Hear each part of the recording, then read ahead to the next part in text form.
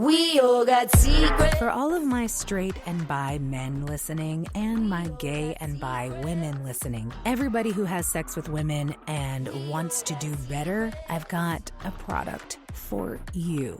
Have you heard of Kenneth Play? He is an Adonis of a man, and he has put together a video course teaching others how to please women the way only he knows how.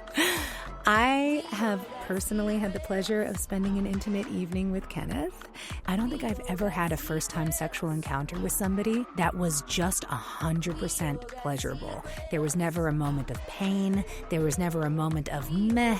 He knew my body better than I knew my body. He found pleasure spots in me that I did not know I had, and he made me come many times.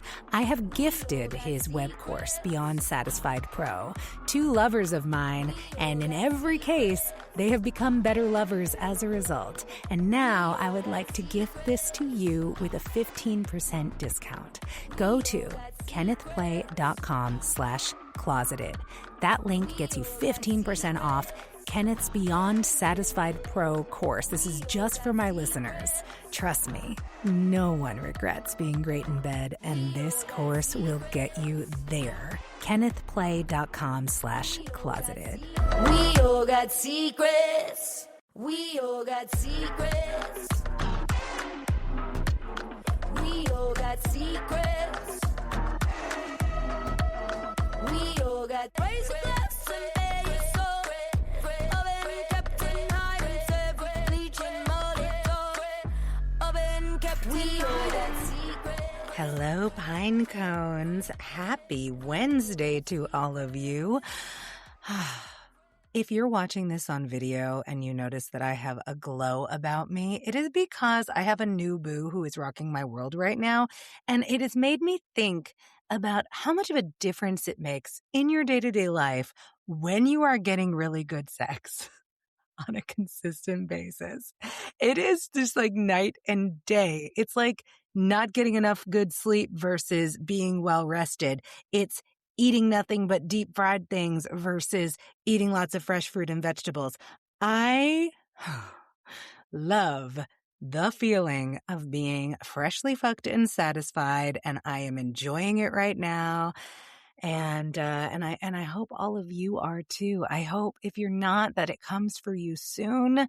I want everyone to feel this way. We all deserve to feel pleasure and joy, because Lord knows. Lady knows?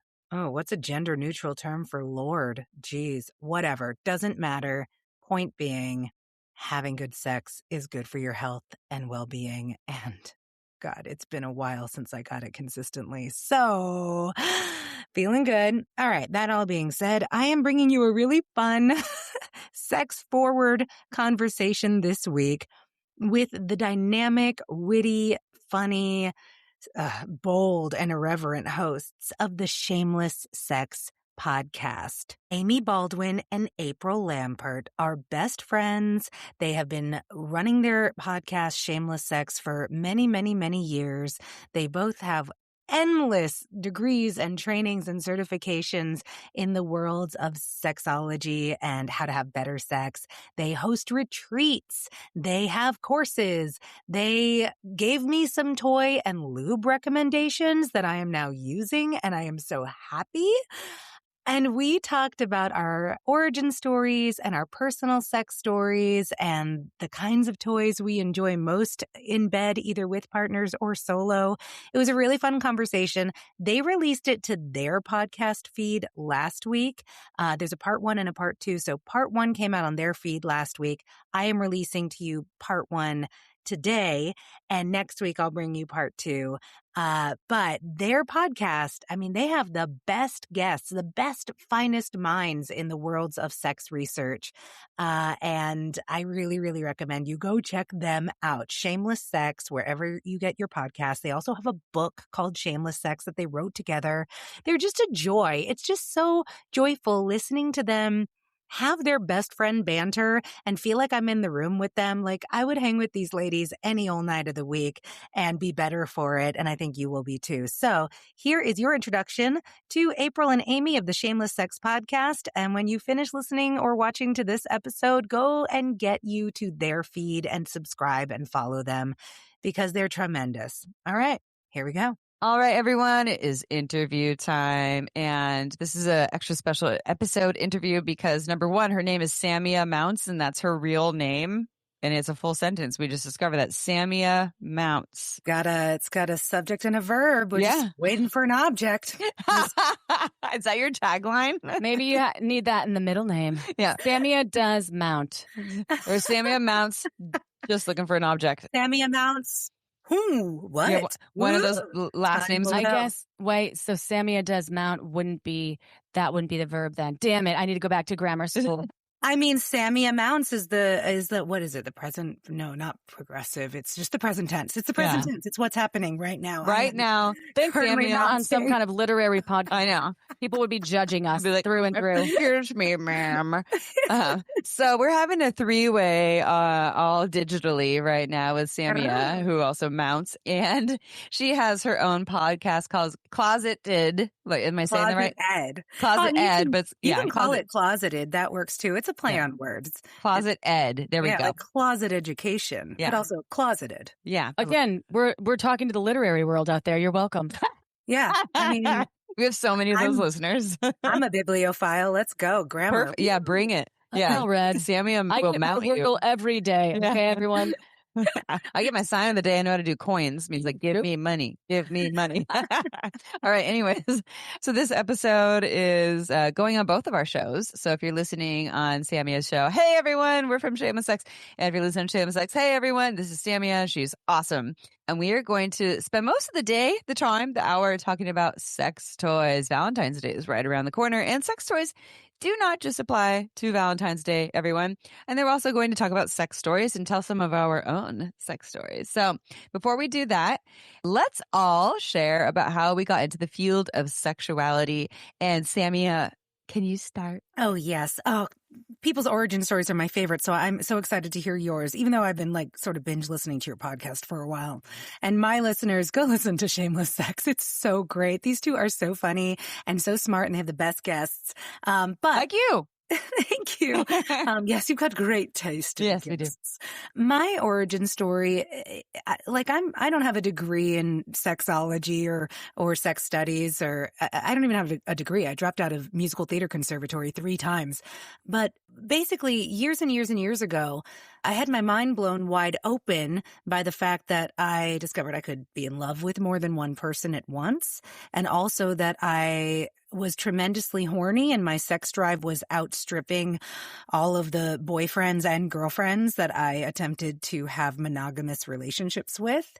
And as years went by and I discovered this was not just like one-off problem, it was like a consistent pattern of a thing, I began to identify as polyamorous, and I found the sex positive community in New York where I lived for a really long time, and I started writing about this. Originally, it was something I was doing to like get good publicity for my band and my original music project. And I wrote this essay called America is Almost Okay with the Gays, but When Will It Be Cool with People Like Me for the Huffington Post. I love the title. Yeah. And it was just basically like, when are we going to be okay with, slutty women who want multiple relationships and are pansexual, and like, this is the final frontier, right? And I still believe that. And that essay was such a joy to write. And the response was so cool that I kept writing essays and, came up with the idea for my podcast in 2019 after being a person who for so many years was so loud about who I was in public that all these random people, strangers and people I knew, would come to me with their most vulnerable sex secrets, their desires that they never shared, or the things they were doing that they thought they couldn't talk to anybody about because they thought they would be judged. And I, over time, developed this perspective on the world that like, oh, the only thing strange about me is that I'm not afraid to talk about it publicly. Everybody is a freak. Mhm. And everybody is dying to talk about it, but they don't because they're afraid of being judged because of all the stigma and shame around sex. So what if I could find a way to take these conversations and make them public without sacrificing anybody's anonymity or privacy? Hence, the podcast was born. So for me, this has really just been a personal journey, and I've had the privilege and the freedom being a performing artist to be as strange as I want to be. I've never had to be closeted because of a job. I don't care what my family thinks. And there's a lot of drama there. And I run in circles with people who are, non-judgmental. Not everybody is like me. I have plenty of monogamous friends. I have plenty of more vanilla friends, but they're not judgmental people. They're people who are just open to everyone. So I have this privilege to be so public about who I am. And I wanted to give more people the sense that they're not alone. Because when you don't talk about it, you feel like you're alone with your stuff. When no one's talking about it, you think you're the only one. And you guys talk about this, like, am I normal? I think it's the first chapter in your book. And this is a question everybody asks themselves. And I want to be a voice out there that's like, yeah, you are. You're normal. And also there is no normal. Normalcy is being strange. I love my not normals, which is everyone, but I mean, if they're not doing it already, they want to be and they feel like they can't. Like that's what I've found. Yeah. 100%. Yeah, 100%. Yeah, I love that origin story. What about you, Chip? I would think you should go first. Oh, I think because you were part of my origin story, so it's like it's the chicken or the egg, and you're the chicken. I think I'm the chicken. Okay, so this is Amy. Maybe the egg. We don't know. I'm the chicken or the egg. Nobody knows. You're a very cute chicken. So my name is Amy the chicken, and the short version is not understanding my body, sexuality, orgasms, any of that stuff in my teenage years, even though I had sexual relations. Sorry, Bill had to do that because he listens. He's a listener, everyone. With a couple people, and still had never had an orgasm. Was much more of a pleaser. It wasn't really offered, like people weren't really offering to, try to discover my body. And I also wasn't a masturbator at a young age. And I wish I was. I had no shame. There was no like my mom walked in, she'd be like, okay, you do you, bye. But like, just wasn't really a thing. I'd like make out with the wall to practice making out. That was cool. Put my finger in my bits just to smell like, whoa, that smells cool. Mom, smell this. What do you think? But anyways, so I took a human sexuality class when I was 18. Loved every second of it and decided that if I was going to go to school for X amount of time, I might as well study something I loved and wanted to learn about, both for a career and selfishly about me. And then I continued on the education and went to San Francisco State. I became a certified sex educator outside of that through SPICY, became a sex and relationship coach, opened up a sex shop with my mom in Santa Cruz. In 2008, we owned it for 12 years. We sold it in 2019. So before the pandemic, although she still owns purepleasureshop.com online, but it was called Pure Pleasure. So yes, mother-daughter dildos. And April was one of my BFFs. We met working at a restaurant in Santa Cruz when she moved to Santa Cruz. Very touristy. Yes. No bueno. Like one of those business now. Fish houses. Yeah. But they're like, you're told to say all the like fish. BV every day. Yeah, exactly. Smells like BV, and then you're actually kind of does now that you say that. I know. And then you're told we're supposed to tell everyone that every fish is fresh. It's the catch of the day, but it's not. Not in business anymore, everyone. Don't worry. 21 to 23, okay? And so when I opened up the store, I said to April, I was like, because she's worked so well with people. It's amazing at her human skills. And it's like, you should work here. And then she's like, I don't. I was like, hell no. Yeah. I was like, the only sex shops. Hell no. I was like, the only sex shops I've ever seen are truck stops where it doesn't look like people ever come out when they go in. Yeah, exactly. Yeah. Like with the booths, like with a jack up. It's not insulting people who go there. No, not at all. But that's all I knew. I would. Yeah. So she thought I was opening one of those. That's not what happened. And it wasn't like pink fluffy pillows and like, it was actually modeled after Good Vibrations, like for anyone and everyone. So when we opened, she was the manager there for the first year. And after that, we both, and I'll let her share more about her path there, but I went on to become a sex and relationship coach and work with clients one-on-one. I started working with Uberlube as their lead educator. I took a bunch of other courses. I did the Hakomi training, which is not about sex. It's more like a holistic psychotherapy training, urban tantra training, all the trainings. Somatica. Yeah. I was the sex and relationship coach one, yes. And then throughout that, do you want to share the podcast part story? Yeah, I'll make it super fast too, because we want to get to the actual nuts and bolts of this show. And enough about us. You can read about it in our book, Shameless Sex, the book. Our listeners might want to know. But if you're listeners, buy the book too. And also, in a nutshell, in my elevator speech, if you met me on an elevator when we're going up probably 30 floors, that would take it could take that much time. So Amy, I studied environmental law at the University of Minnesota, and I had no intention of ever going into this field. This field found me. Amy and I became instant friends working at this restaurant. I was studying for my LSATs out in California right after I graduated from university. And then I had kind of scoffed at her idea about me working in a sex shop, not because of me thinking sex shops were bad, but I didn't own a vibrator. I'd never worked in retail, and I had never been inside a sex shop in my life. Yes, I watched porn, probably closeted, while I was younger, and that was my extent of sexuality. I didn't embrace my sexuality. I was very, very inexperienced when I was 23 when I met Amy. And working in the sex shop, when I agreed to it, because I was like, well, I'm going to need a better title than just like, store employee. So she was like, you can manage it. And I was like, okay, cool. And so I managed. I was one of like 3 people that worked there. And manager, you were responsible for if someone didn't show up for things. But you had to do it. And you and your mom required a level of education when we were talking to people. Yeah, you're not in t-shirts. No. And so I had to care about it and learn about the body. And I was great with science. That was part of my Bachelor of Science. And so I love anatomy. Anyway, I had a natural gift for this thing that I had no idea that I would have, because I don't judge people. And I think that talking about sex, shameless sex, is part of that whole non-judgmental, any consensual sex is good sex part.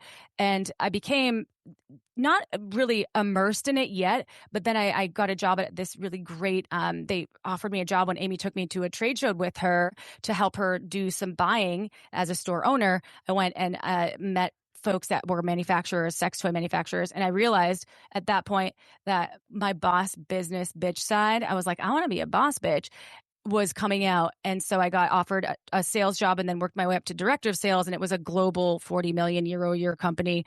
And I was working all over the world, training people about sex toys and relationships, mostly sex toys and their relationship with sex toys. And then Amy and I, after I had been divorced, we were on Sex with Emily, Dr. Emily Morse's show, and Amy had done her somatica training with her at the same time. And Amy was like, I'm going to go on Dr. Emily Morse's show. And I knew her from my sex toy career. And she was asking Emily, because I'd been on Emily's show before with sex toys. And Amy was like, do you care if April comes on with me, kind of thing? Because Amy was like, I've really never done, you'd never really done podcasts at that point. And mine, I just listened to podcasts on my drive. So we went on Emily's show and had a really, really fun time. And she had a proper setup, right? Like producers and Amy and I were just having fun and being ourselves, being who April and Amy were, which was like best friends. And we got out of that interview with Emily and we're like, that was so fun. We should just start recording our conversations and talk about sex with people, because we do that anyway.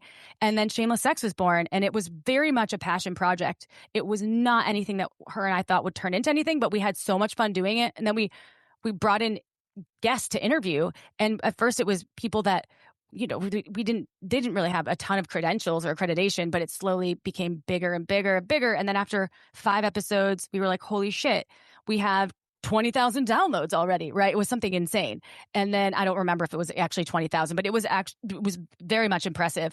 And so then it rolled out from there and steamrolled into a book and into a big part of both of our lives and a very meaningful part of our lives. So now I'm the VP of a company called Pipe Dream Products. So that is my career. Shameless Sex has been such after 8 years, almost 9 in May, it's been such a pivotal part of who I am as a creature on this planet. And I'm so grateful for Amy and for this medium. So that's that. Okay. I love that so much. I just want to say, like, I'm deeply envious of you guys having each other to make your show with. Like, best lady friends is, I think, the finest relationship that exists on this planet. Like, we fetishize romantic relationships and partnerships, and they're great. They're fantastic. They have their place. But like having a best girlfriend, like, and then being able to work together and collaborate on something creatively, I just think it's the pinnacle of existence.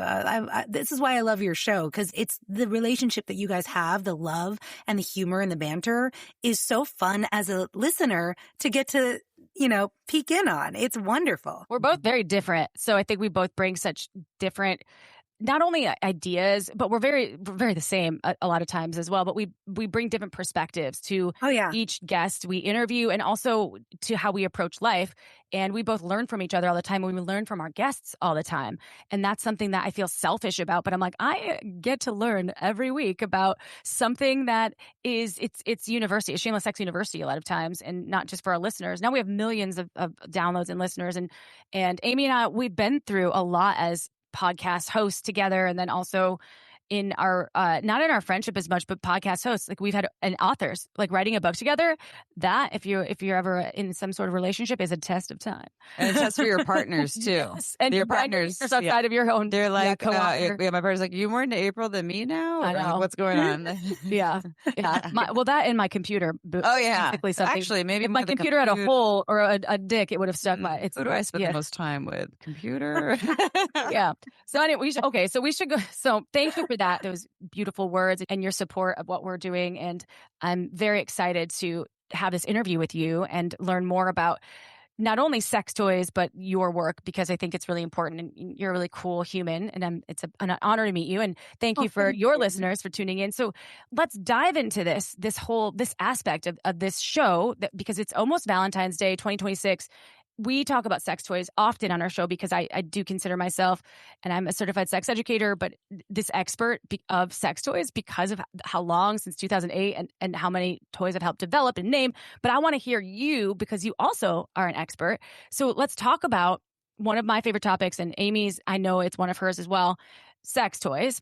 So first of all, I guess first and foremost, have you ever had anyone that's, because we're Shameless Sex, that's maybe shamed you for wanting to use sex toys, or in a conversation you've suggested sex toys and they've been ewing or yucking you? And if you have any stories that you want to share, that would be great. And then if you have any insight to why you think that makes you feel a certain type of way, that would be great to talk about. Yeah.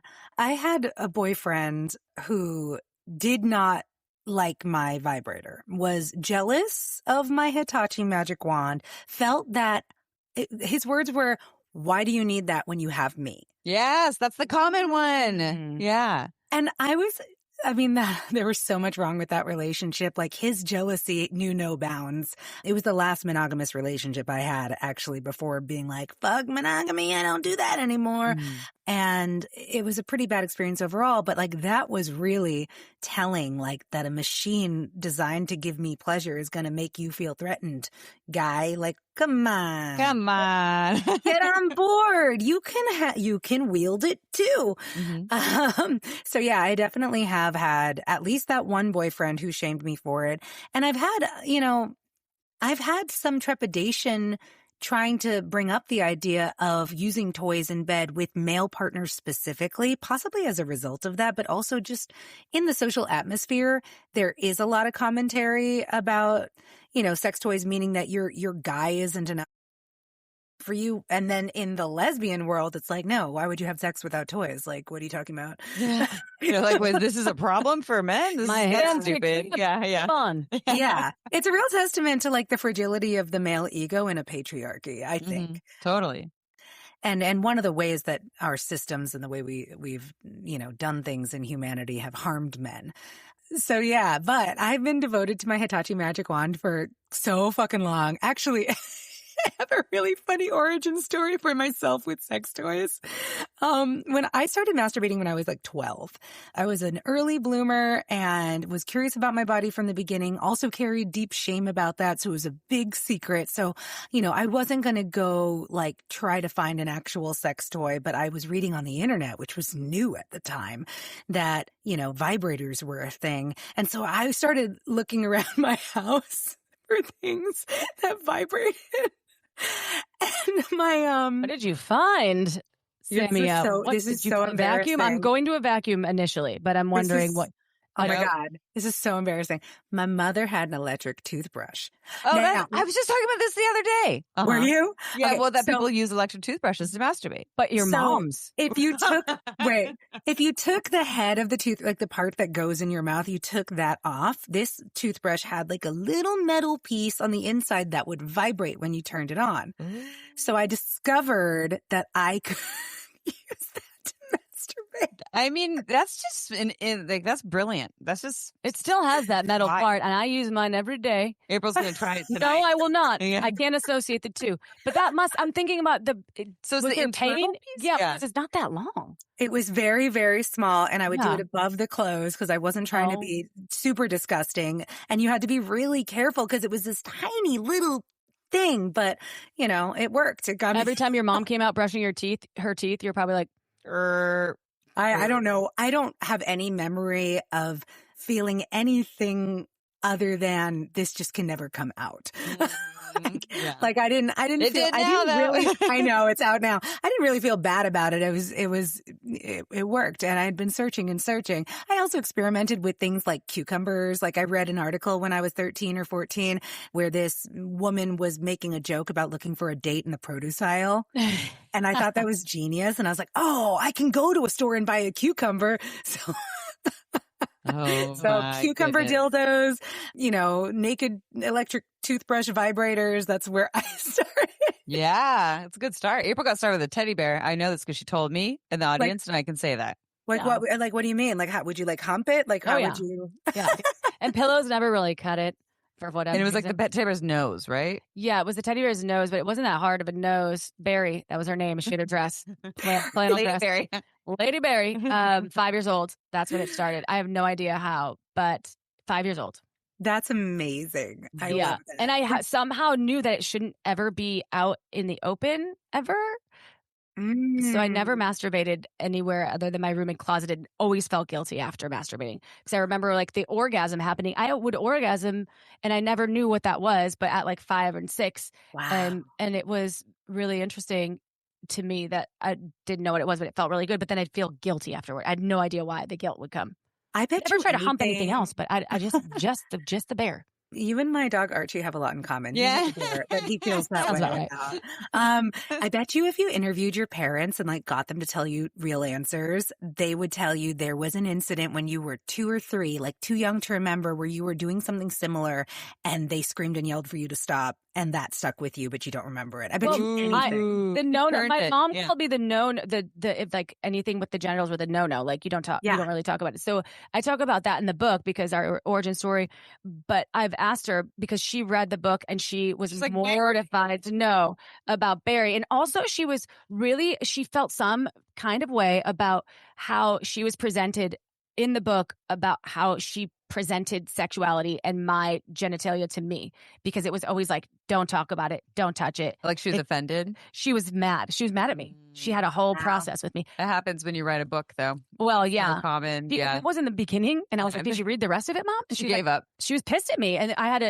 to talk to her. She's like, "You make me sound like a bad mom." I was like, "No, Mom, you weren't a bad mom." Uninformed. Yeah, it's and you were Catholic, and Rick's Yeah. Catholic, and a lot of times it was shame.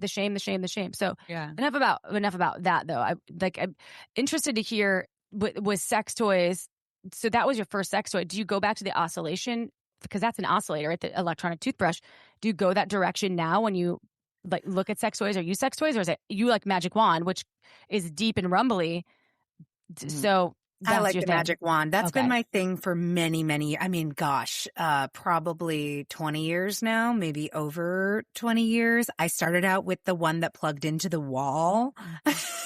I had a couple of those. Now I have the one that plugs into the wall but unplugs, you recharge it, and I like that. That's great.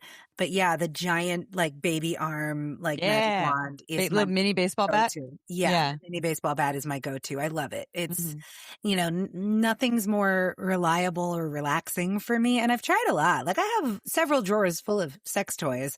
I have a mini magic wand that I take when I travel, which is nice, but you have to work a little bit harder with it.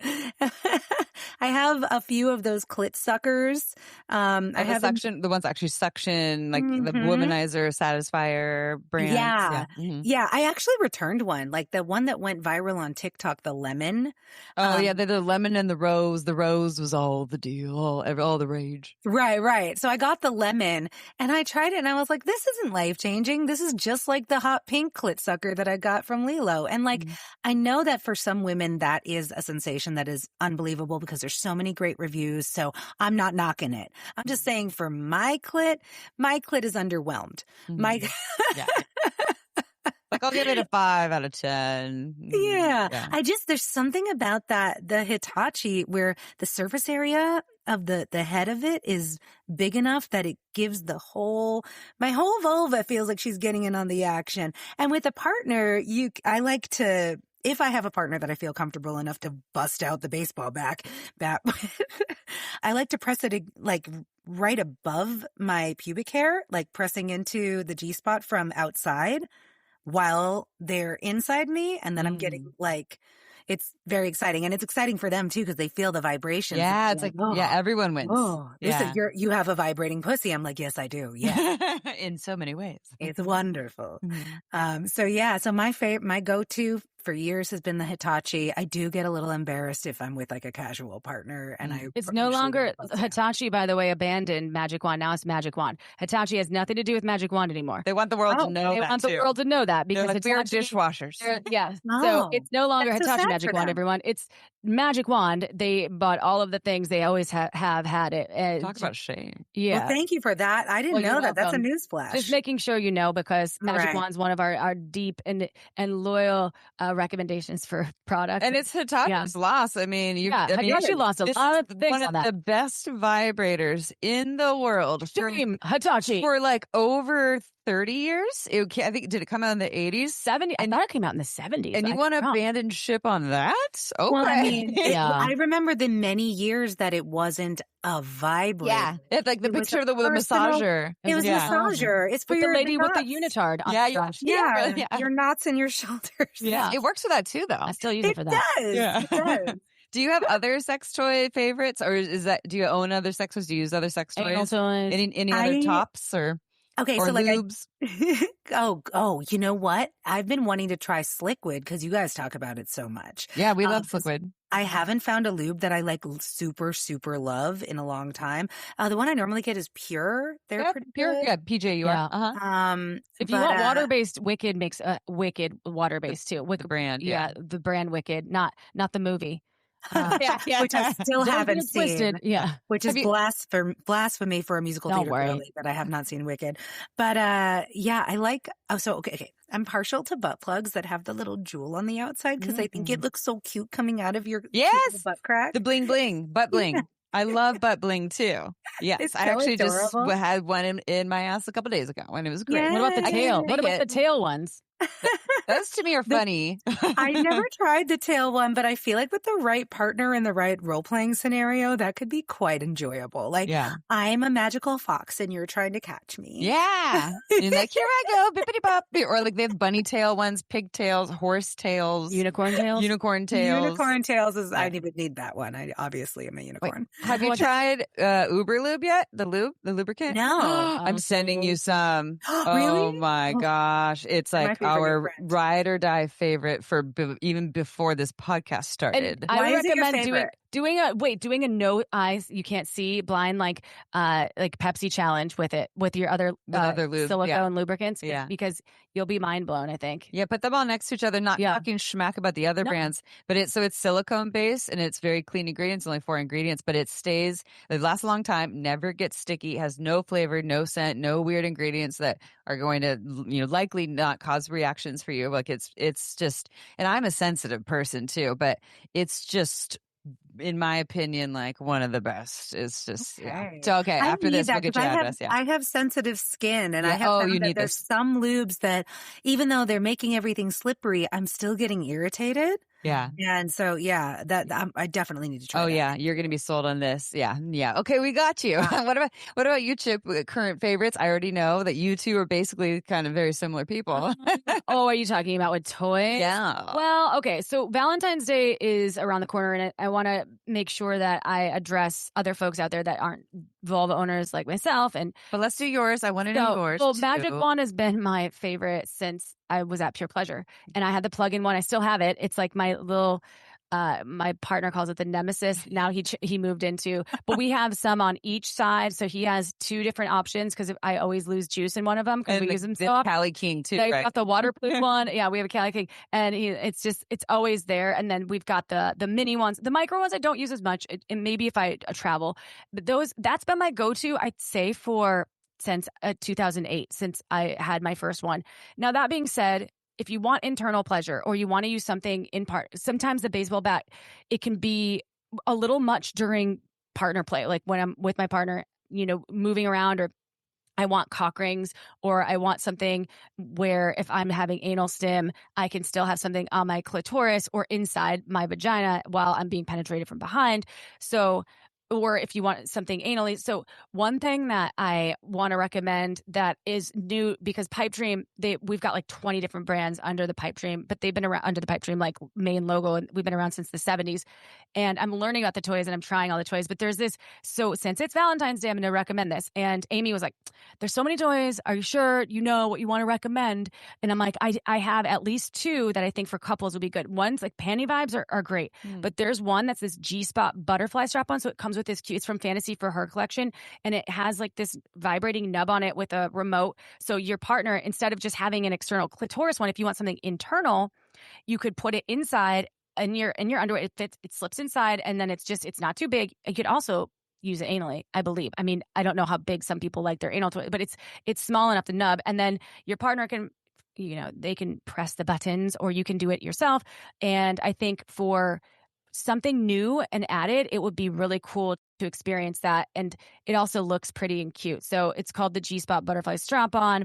And then I think cock rings have been my go-to for a long, long, long time. I've talked about them on the show forever. When I was at Pure Pleasure, I used to get tons of cock rings in all different price points, vibrating.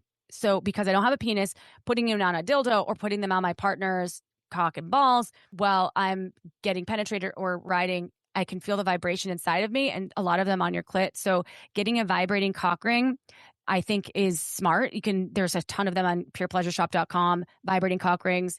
Love a vibrating cock ring as well. And if you want to be all kinky and wild, you can do like a cock cage that also has a lock that they kind of break off, but we make them the Fantasy C rings from Pipe Dream. I put my partner in it and he hated it. So but that's not his thing. He was like, "Don't ever do that." So it's soft. It's not going to hurt him, but it's a silicone cock ring. And it's like it's called like the Ultimate Couples Cage Pro, but it also vibrates. And then there's a part on it where you can ride on the cock and it vibrates your external bits while you're like, you can ride on the cock. Or there's one that goes up his, like, stimulates the perineum and then goes into his ass. It's like forced orgasm stuff for men. Oh, I'm learning about this stuff. I never knew, because I don't want like a metal cock cage. This thing's silicone and soft. It won't hurt if he gets an erection. It fits up to a X amount of length. I have to look it up, but that's the Fantasy C rings, and there's a bunch of different ones, but there's a couple cage and then the couples cage pro. One has a remote, and then one has like the forced orgasm 3 parts, and then one is like you can actually feel it while it's. Dude, imagine that forced orgasm with like a happy V-Day. Yeah, you and your partner one of those. Yeah, maybe 2 of them. I bet. I love seeing how much innovation is coming out in the world of male pleasure, because female pleasure, I feel like, feminism and just the last 50 or 60 years, like sexual revolution, all of that stuff, like we've really come out and been like, hey, our pleasure matters, everybody. And the world is like, for the most part, like, yes, it does. But we still have these blocks with male pleasure where it's so penis focused and it's not looking at anything else. And like, there's so much more to male sexual pleasure than just stimulation of the penis. Like there's the perineum, there's the prostate, there's ass play. Some men have magic nipples. Like not all, but when you find them, I've met those men with magic nipples. They're like, "You touch my nipples, touch my nipples." Like if you don't do it, they're not going to come. It's like the most important thing. Mm-hmm. I had the whole time. I had one serious partner who called them chest clits. Yeah. Yeah, seriously. And he like, if I was ready for sex to be over, all I had to do was start playing with those nipples. And he'd be like, "Oh, you fucker." Yeah, there's some men where like the butthole, like you start playing with like the external part of the butthole, like that's like the cum button basically. Yeah. And it's fun. It's fun when you can like manipulate the situation like they're a computer. You're like beep, beep, pop, pop, boop, and now you come. Right. And I also think of it like as a person who has sex with men and women, like with women, that's sort of like par for the course. Not every woman's nipples are sensitive, but we don't think of the erogenous zones as being only the vulva. We do think of nipples. We think of other places on the body, the neck, the ears, and all that. And I feel like there's this idea that men's erogenous zone is just the dick and that's it. And like, no, men are just just as varied as women, and we Yeah. should be paying attention to that. 100%. Yeah. In my sex toy world, personally, I'm also like, there's some people, they like use all kinds of toys, right? They're like, I have this vibrator, this vibrator, this vibrator. And I'm kind of the same as you two, where I have like my go-to, and mine is not the magic wand. I love the magic wand. I used to be a wand human, but now I'm a suction toy person. So I love the Womanizer Premium 2, so it's like you were talking about, like the Laylo version. I've tried all different styles, and for some reason the Premium 2 is my jam. Like we are very good friends. I use it during penetrative sex as well. Not so much in missionary, but I can use it in more of like a him behind doggy style position, side by side. And then I also use it on my own, or I also use it. The joke is I always get the last orgasm. So after my partner comes, I want him to stay inside of me right after. Then I use a vibrator, and then I get another orgasm while his cock is like starting to soften inside of me, and it's like amazing orgasm. So Womanizer Premium 2, and most of the things we're talking about, everyone, by the way, you can get at purepleasureshop.com. Use coupon code Shameless Sex to get 15% off. Obviously, Uberlube, ride or die. Already said that. I agree too. I love anal toys and just plugs in general, and I don't actually have a brand to recommend, but I love exactly what you said, the butt bling. Even though I can't see it, I just feel like my butt's even prettier. It's And so cute. there's something about it. And I actually had an employee when we had the brick and mortar Pure Pleasure. She was terrified of the dentist. So she would wear a butt bling plug, so like stainless steel plug that had the crystal on the end, in her ass while they're cleaning her teeth. And she would just focus on that and then kind of giggle inside like, they don't know I have a butt plug in. And it would help her relax at the dentist. So multi-purpose. I love that so much. Yes. I might try. I have a dentist appointment coming. There you go.